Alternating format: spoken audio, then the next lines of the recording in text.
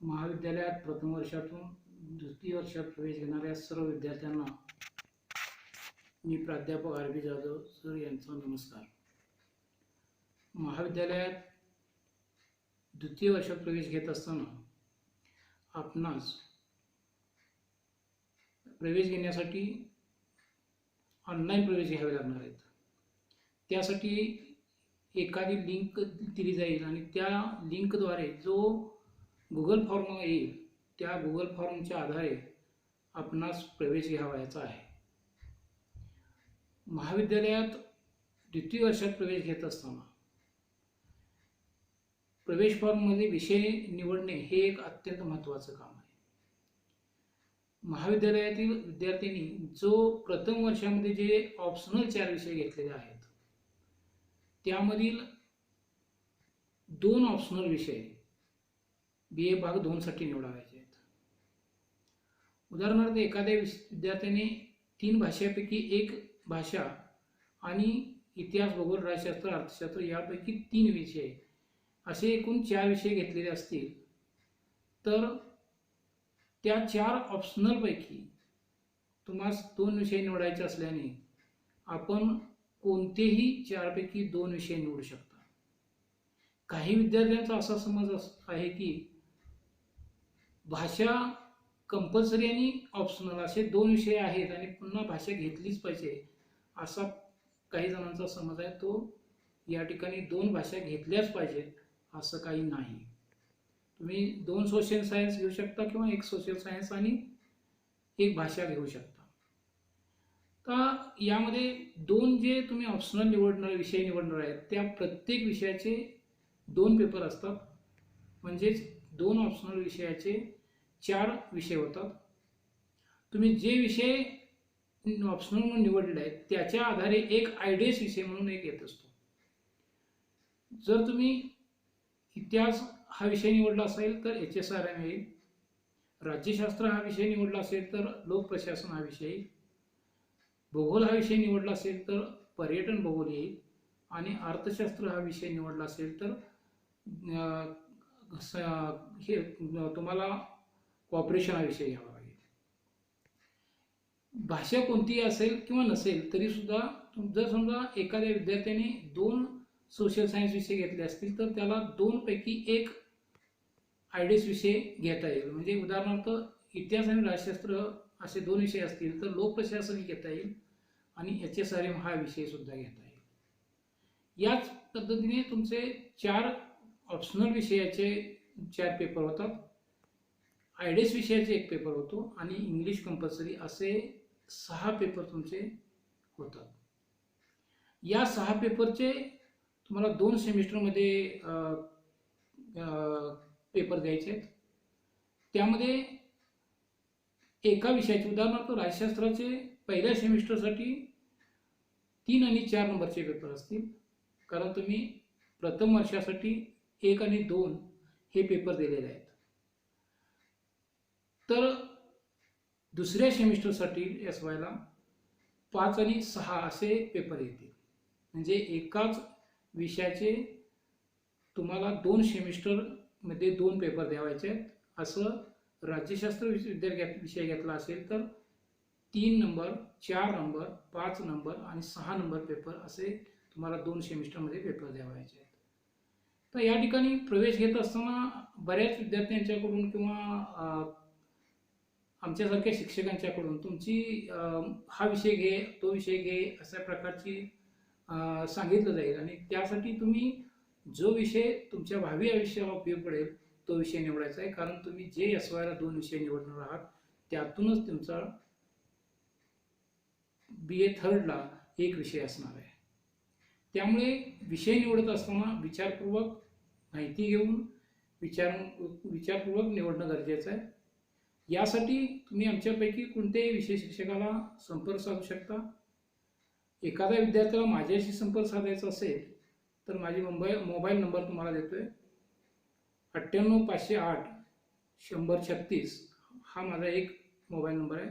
तर दुसरा 93 59 561 512 हा मोबाईल नंबर आहे. तुम्ही कधीही माझ्याशी संपर्क साधू शकता. अगदी विषय घेतल्यानंतर काही अडचणी असतील तरी सुद्धा काही अडचणी असतील तर त्या मोबाईलवरतून कधीही विचारू शकता. तर प्रवेश घेतल्यानंतर तुम्हाला जे दोन विषय ऑप्शनल विषय घेतलेले आहेत त्याचे 4 पेपर असल्यामुळं त्याच्या संबंधी एखाद्या विद्यार्थ्याने राज्यशास्त्र हा विषय घेतला असेल तर त्याला पहिल्या सेमिस्टरमध्ये 3 नंबरचा पेपर जो आहे तो म्हणजे भारतातील राजकीय प्रक्रिया, पेपर 4 नंबरचा पेपर जो आहे तो भारतातील राजकीय विचारवंत, पेपर नंबर 6 जो आहे तो भारतातील स्थानिक स्वराज्य, महाराष्ट्रातील स्थानिक स्वराज्य संस्था, आणि पेपर नंबर 6 जो आहे तो पुन्हा भारतातील राजकीय विचारवंत जे आहेत. अर्थात तुम्ही आजपर्यंत विचारवंतांच्या पेपरचा विचार केला तर आजपर्यंत इतिहासामध्ये ज्या विचारवंतांचे विचार अभ्यासलेले आहेत तेच पेपर आहेत.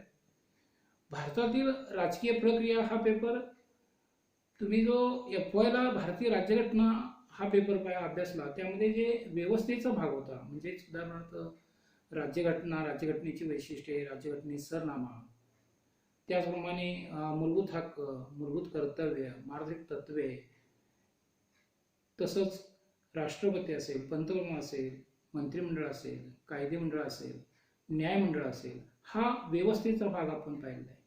या व्यवस्थेची जी राजकीय प्रक्रिया जी चालते ती आता या द्वितीय वर्षामध्ये आपल्याला पेपर नंबर 3 साठी असणार आहे. या पेपरमध्ये आपल्याला पहिला जो टॉपिक येतो तो म्हणजे भारतीय संघराज्य. भारतीय संघराज्याचा विचार करत असताना संघराज्य ही संकल्पना पहिल्यांदा आपण समजावून घेतली पाहिजे. संघराज्य आणि एकात्म हे शासन व्यवस्थेच्या स्वरूपावरून पडलेले 2 प्रकार आहेत.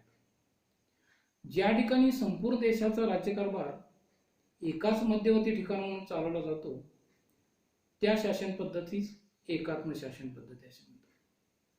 आणि ज्या देशाच्या मध्ये केंद्र सरकार आणि घटक राज्य सरकार अशा दुहेरी शासनाकडून देशाचा राज्यकारभार चालू जातो त्याला संघराज्य शासन पद्धती असे म्हणतात. इंग्लंड असेल, फ्रान्स असेल, चीन असेल या देशांच्या मध्ये एकात्म शासन पद्धती आहे. तर Bharat, America, Switzerland, Russia, Australia, Canada यासारख्या देशांच्या मध्ये संघराज्य शासन पद्धती आहे. आता संघराज्य शासन पद्धतीचा विचार करत असताना जगात पहिलं संघराज्य अमेरिकेचं संघराज्य आहे आणि त्यामुळं जगातील बहुसंख्य देशांचं संघराज्य हे अमेरिकन संघराज्याचं अनुकरण करून त्या ठिकाणी निर्माण करण्याचा प्रयत्न केलेला आहे. तर भारतीय संघराज्याचा विचार करत असताना किंवा संघराज्य या संकल्पनेचा विचार करत असताना संघराज्य या संकल्पनेचे 2 प्रकार पडतात.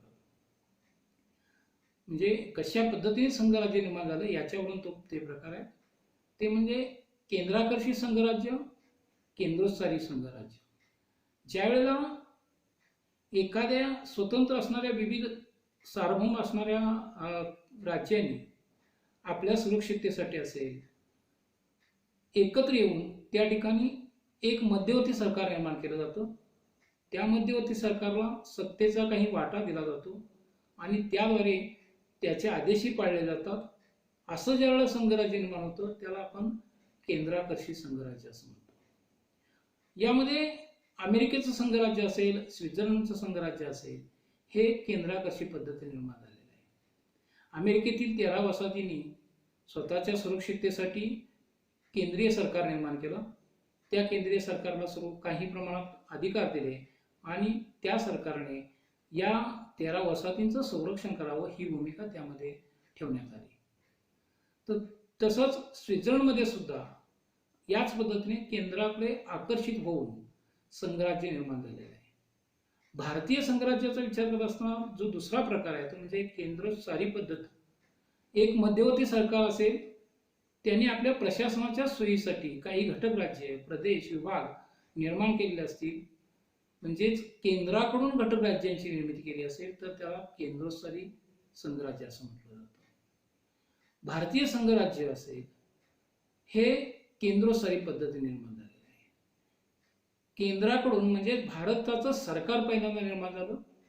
या भारतीय सरकारने स्वतःच्या प्रशासनाच्या सोयीसाठी वेगवेगळी प्रादेशिक घटक राज्य निर्माण केली आणि त्या घटक राज्यांना सत्तेचा काही वाटा देण्यात आला. म्हणजेच केंद्र सरकार आणि घटक राज्य सरकार अशी दुहेरी जी शासन व्यवस्था ज्या ठिकाणी असते, सत्तेचं विभाजन झालेलं असतं. काही सत्ता केंद्र सरकारच्या हाती असते, राष्ट्रीय दृष्टिकोनातून महत्वाची, कमी महत्वाची घटक राज्यांच्याकडे दिली जाते. तिथं संघराज्य निर्माण होतं. भारतीय संघराज्याचा विचार करत असताना भारतीय राज्यघटनेमध्ये संघराज्य शासन पद्धतीची चर्चा करण्यात आलेली आहे. वास्तविक पाहता भारतावरती राज्य करणाऱ्या ब्रिटिशांची शासन व्यवस्था ही एकात्म स्वरूपाची आहे. तरी सुद्धा ब्रिटिशांच्या सहकार्याने त्या ठिकाणी भारतात निर्माण झालेलं शासन व्यवस्था ही संघराज्यात्मक आहे. भारताचे संघराज्य निर्माण होताना भारतीय राज्यघटनेच्या पहिल्याच कलमामध्ये राज्यांचा संघ असा शब्दप्रयोग आहे. तर बऱ्याच वेळा राज्यांचा संघ हा शब्दप्रयोग म्हणजेच एकात्म स्वरूपाचा आहे काय, तर अशा प्रकारचा विचार न करता ते राज्यांचं युनियन आहे आणि त्या युनियनच्या द्वारे त्या ठिकाणी संघराज्य निर्माण करण्याची भूमिका आंबेडकरांनी घेतलेली आहे. त्यासाठी दक्षिण आफ्रिकेचं त्यांनी उदाहरण दिलेलं आहे, कॅनडाचं उदाहरण दिलेलं आहे की या दोन देशांमध्ये सुद्धा राज्यघटनेमध्ये राज्यांचा संघ असाच उल्लेख केलेला आहे, परंतु ते देश सुद्धा संघराज्य स्वरूपाचे आहेत.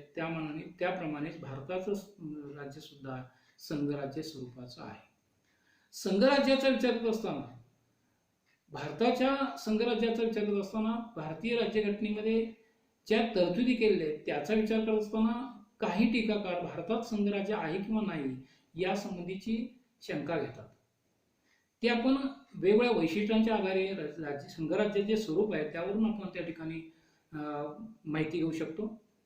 वास्तविक पाहता संघराज्य ही संकल्पना विचारात घेत असताना संघराज्यामध्ये प्रमुख 3 वैशिष्ट्ये असतात. पहिलं वैशिष्ट्य म्हणजे लिखित व परिदृढ राज्यघटना. संघराज्य शासन पद्धतीमध्ये केंद्र सरकार आणि घटक राज्य सरकार यांच्यामध्ये सत्तेची विभाजन झालेली असते.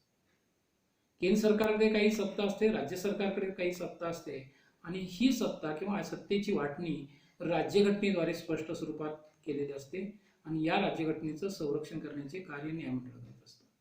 जर केंद्र सरकारने घटक राज्यांच्या अधिकार क्षेत्रात हस्तक्षेप केला तर न्यायमंडळ तो हस्तक्षेप दूर करण्याचे कार्य करतात. म्हणजे राज्यघटनेमध्ये सत्तेची वाटणी अधिकृतपणे केलेली असली पाहिजे, लिखित स्वरूपात केलेली असली पाहिजे, तरच त्या ठिकाणी न्यायमंडळ संरक्षण करू शकतं. म्हणजेच या ठिकाणी राज्यघटना ही संघराज्याची लिखित असली पाहिजे. तसंच जी राज्यघटना केंद्र सरकार आणि घटक राज्य सरकार यांच्या सत्तेची वाटणी करणारी आहे ती परिदृढ स्वरूपाची असली पाहिजे. सहजासहजी त्यामध्ये बदल करता आला नाही पाहिजे, कारण केंद्र सरकार सातत्याने जर बदल करून आपल्या अधिकार क्षेत्रात वाढ करू लागलं तर संघराज्याचं रूपांतर एकात्म शासन पद्धती होऊ शकेल. यासाठी राज्यघटना ही परिदृढ स्वरूपाची असली पाहिजे. भारतीय राज्यघटनेचा विचार करता ज्या घटनादुरुस्तीच्या पद्धती 3 दिलेल्या आहेत, साध्या बहुमताने घटनादुरुस्ती, संसदेच्या विशिष्ट बहुमताने घटनादुरुस्ती आणि तिसरी प्रकार संसदेच्या विशिष्ट बहुमताने आणि एकूण घटक राज्यांच्या निम्म्यापेक्षा जास्त घटक राज्यांच्या मान्यतेने घटनादुरुस्ती. यातील पहिली घटनादुरुस्ती तर 100%च लवचिक आहे, सहजासहजी बदलता येणार आहे, कारण भारतामध्ये संसदीय शासन पद्धतीचा स्वीकार केलेला आहे. संसदीय शासन पद्धतीमध्ये ज्या राजकीय पक्षाला बहुमत मिळतं त्यात तोच राजकीय पक्ष सत्तेवर येत असतो. त्यामुळे त्या पक्षाला किंवा त्या सरकारला घटनेमध्ये दुरुस्त करायचं असेल तर सहजासहजी घटनादुरुस्ती करता येते.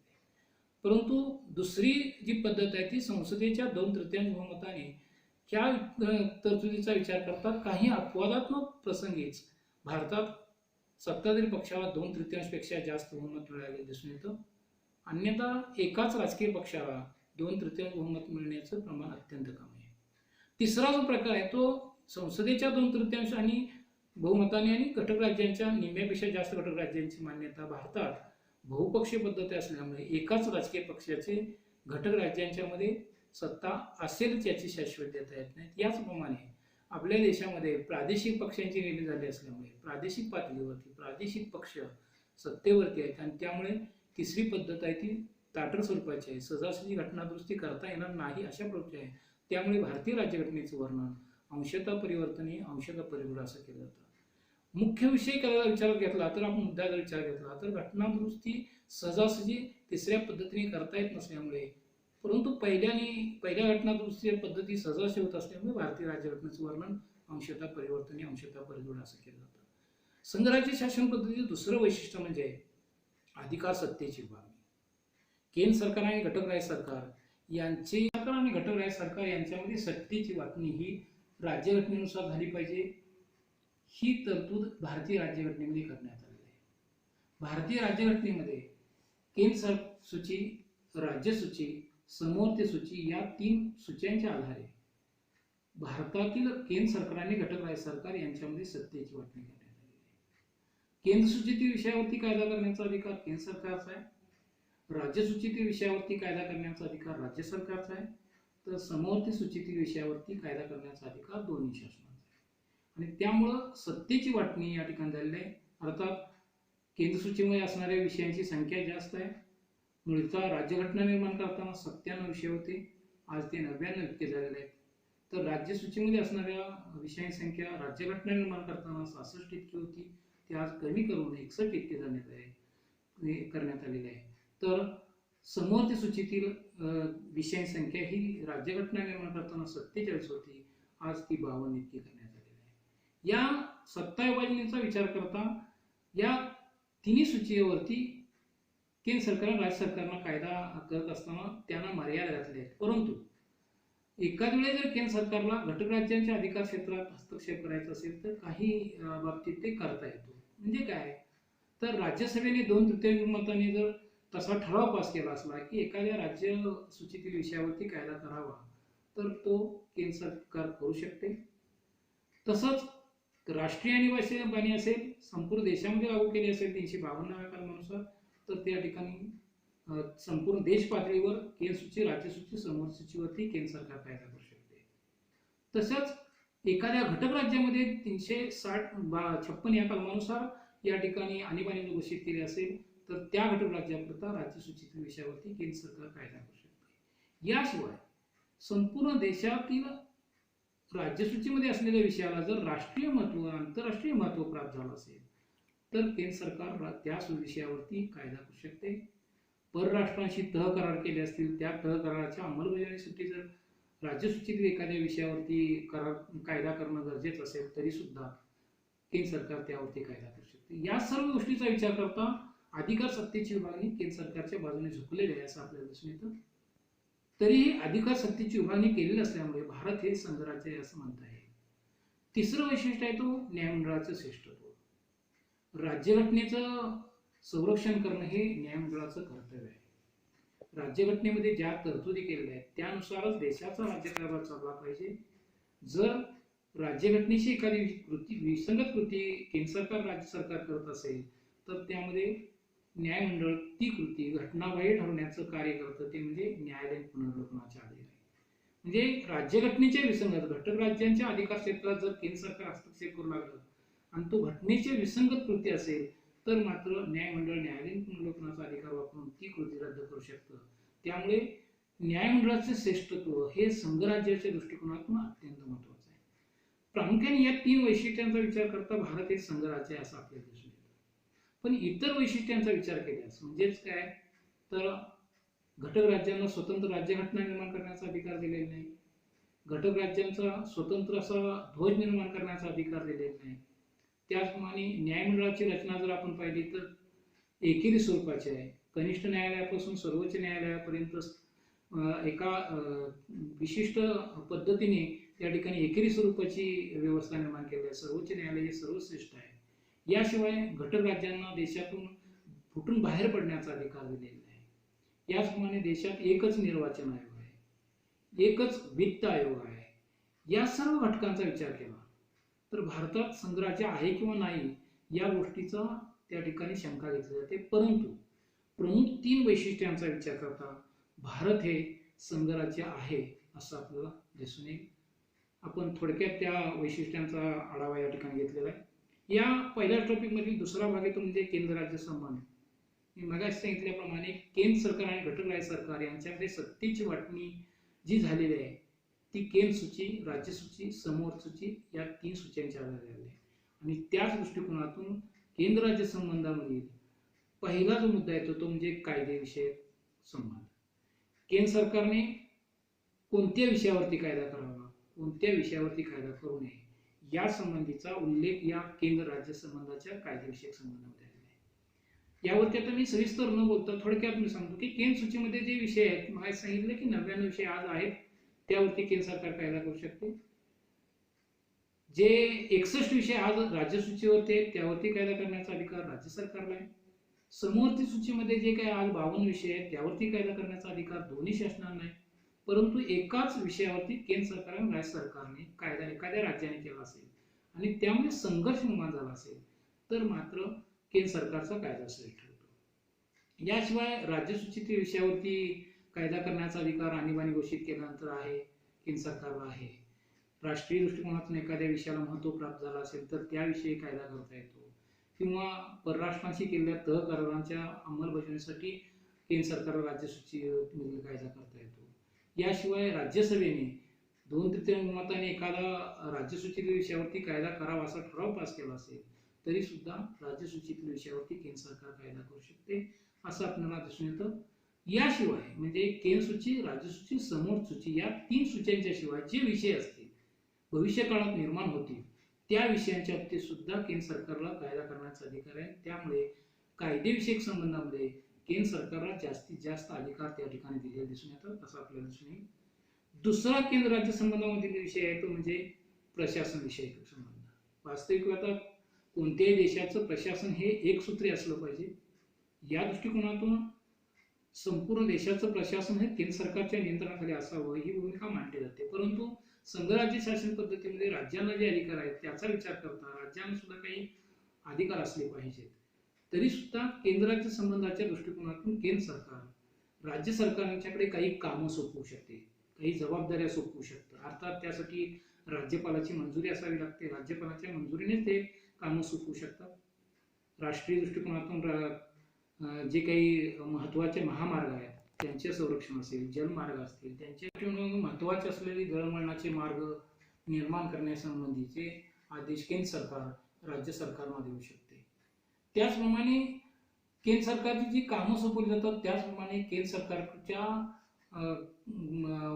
2 राज्यांच्या मध्ये जर वाद निर्माण झाले असतील तर ते वाद मिटवण्यासाठी केंद्र सरकार लवाद स्थापना करू शकतं. लवाद मंडळ, आंतरराज्य लवाद स्थापन करू शकतं आणि त्याद्वारे केंद्र सरकार राज्य सरकारांच्या वरती नियंत्रण प्रस्थापित करू शकतं. एखाद्या ठिकाणी पाण्याचा प्रश्न निर्माण झाला असेल, एका राज्यातून दुसऱ्या राज्यात नदी जात असेल, नदीचे पाणी जात असेल तर पाणी वाटपाचा प्रश्न केंद्र सरकारच्या लक्षात येतो. सीमावाद असतील त्यासंबंधीचे वाद केंद्र सरकारच्या लक्षात येत असतात आणि त्यामुळे ते सोडवण्यासाठी लवाद स्थापन करण्याचे कार्य केंद्र सरकार करू शकते. याशिवाय जी काही शासकीय यंत्रणा आहे, शासकीय सेवा आहे, केंद्रीय सेवा, राज्य सेवा आणि अखिल भारतीय सेवा. केंद्रीय सेवा केंद्र सरकारच्या कक्षेत असते, राज्य सेवा राज्य सरकारच्या कक्षेमध्ये अधिकार सत्तेत असते, तर अखिल भारतीय सेवा दोन्ही शासनाच्या आदेशानुसार कार्य करतात. उदाहरणार्थ जिल्हाधिकारी असेल, तहसीलदार असतील, हे केंद्र सरकार आणि राज्य सरकार दोन्ही शासनांतर्गत असतात, त्यांचे आदेश पाळतात. त्यांच्याद्वारे त्या ठिकाणी केंद्र सरकार राज्य सरकारवरती नियंत्रण ठेवू शकतं. याशिवाय राज्यपाल हा प्रत्येक घटक राज्यामध्ये केंद्र सरकारचा दूत म्हणून राज्यपाल कार्य करतात. राज्यपालाच्या द्वारे सुद्धा केंद्र सरकार राज्य सरकारांच्या अधिकार कक्षेवरती किंवा प्रशासकीय यंत्रणेवरती काही प्रमाणात नियंत्रण ठेवताना दिसून येतो. यामध्ये आर्थिक जे संबंध आहेत ते संबंध या ठिकाणी विचारात घेतले असता केंद्र सरकार आणि राज्य सरकार यांच्यामध्ये आर्थिक संबंधाच्या बाबतीत काही कर केंद्र सरकारकडून लादले जातात, ते वसूल करण्याचे कार्य राज्य सरकारला केलं जातं. त्यापासून मिळणारं उत्पन्न केंद्र सरकार आणि राज्य सरकार यांच्यामध्ये विभागलं जातं. तसंच काही कर जरी केंद्र सरकारला लादले असले तर त्यापासून मिळणारं उत्पन्न राज्य सरकारला जात असतं. याशिवाय राज्य सरकारच्या उत्पन्नातील काही हिस्सा केंद्र सरकारला जातो. अशा प्रकारे केंद्र सरकार आणि राज्य सरकार यांच्यामध्ये आर्थिक संबंधी जे काही संबंध आहेत ते त्या ठिकाणी असले दिसून येतात. याशिवाय आर्थिक बाबतीत की राज्य सरकारांच्या आर्थिक विधेयकांना राज्यपालाची मंजुरी असते आणि याद्वारे सुद्धा केंद्र सरकार राज्य सरकारांच्या वित्तीय प्रशासनावरती, वित्तीय अधिकार क्षेत्रावरती नियंत्रण ठेवण्याचे कार्य करताना दिसून येतात. आधुनिक कालखंडामध्ये संघराज्याचे स्वरूप जर पाहिलं तर दिवसेंदिवस केंद्र सरकारच्या अधिकार सत्तेत वाढ होताना दिसून येतं. जे संघराज्याचे रूपांतर काही अंशतः एकात्मतेकडे होते काय अशा प्रकारचे एक समज काही प्रमाणात दिसून येतो. तो म्हणजे संघराज्याचे बदलते स्वरूप हा पहिल्या टप्प्यामधील तिसरा मुद्दा आहे. तो म्हणजे दिवसेंदिवस केंद्र सरकारचे अधिकार वाढत आहेत. सर्वोच्च न्यायालय सुद्धा निर्णय देत असताना केंद्र सरकारच्या बाजूने देतं. देशातील लोक सुद्धा राष्ट्रीय दृष्टिकोनातून विचार करून केंद्र सरकारच्या बाजूने भूमिका घेताना दिसून येतात आणि त्यामुळे राज्य सरकार राजकीय पक्ष सुद्धा त्या ठिकाणी राष्ट्रीय असतील तर ते राष्ट्रीय दृष्टिकोनातून विचार करतात आणि त्यामुळे दिवसेंदिवस केंद्र सरकारचे अधिकार या ठिकाणी वाढताना दिसून येतात आणि केंद्र सरकारचं रूपांतर संघराज्याचं रूपांतर हे त्या ठिकाणी एकात्मतेच्या दृष्टिकोनातून होत असले दिसून येतं. तरी सुद्धा एक जगातील आदर्श संघराज्य म्हणून अमेरिकाचं संघराज्य या ठिकाणी विचार घेतला जातं. भारत जरी आज काही प्रमाणात टीका होत असल्या तरी सुद्धा आज भारत हे एक संघराज्य आहे असं आपणास म्हणता येईल.